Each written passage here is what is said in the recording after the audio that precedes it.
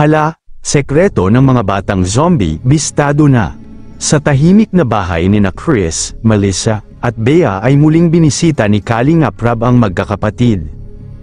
Sina Chris, Melissa, at Bea, mga batang kilala bilang mga batang zombie. Hindi dahil sila'y kakaiba, kundi dahil sa kanilang kakaibang katahimikan. Tahimik, iwas makipag-usap, hindi makatingin ng diretsyo. Parang may tinatagong malalim na dahilan. Sa pagbisita ni Kalingap Rab, kita sa camera ang mga bata na nakayuko, hindi makasagot ng diretsyo.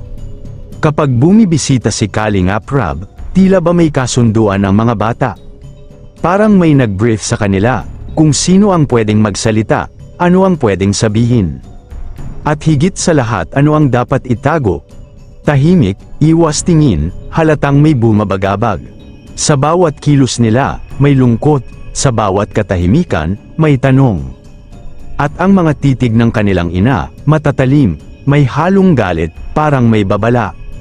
Sa mukhang pinapahiwatig ng nanay ng mga bata, may titig na parang may ibig sabihin, habang nasa background ang mga bata na tahimik lang. Posible kayang ang mismong magulang ang dahilan ng takot ng mga bata? Nasa likod ng mga matang yon, ay may kontrol na hindi natin nakikita. Minsan, sapat na ang tingin para maramdaman ang bigat ng sitwasyon. Kung ating mapapansin, isa sa mga bata, tila gustong magsalita pero napipigilan. May gustong sabihin, pero takot, may itinatago, pero hindi alam kung paano ilalabas.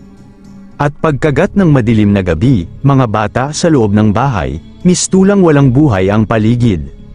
Hanggang kailan magtatagal ang katahimikan, hanggang kailan mananatiling lihim ang lahat.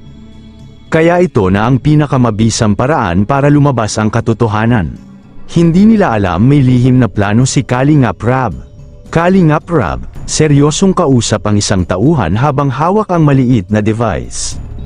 Maglalagay siya ng mini CCTV sa bawat sulok ng bahay. Napakaliit, hindi mapapansin, pero kayang kumuha ng malinaw na video at larawan, at gamit ang sarili niyang cellphone, makikita niya ang lahat. Kahit kailan niya gusto, zoom sa cellphone screen, may live feed ng loob ng bahay, at sa wakas, unti-unti nang mabubunyag ang sekreto ng mga batang zombie,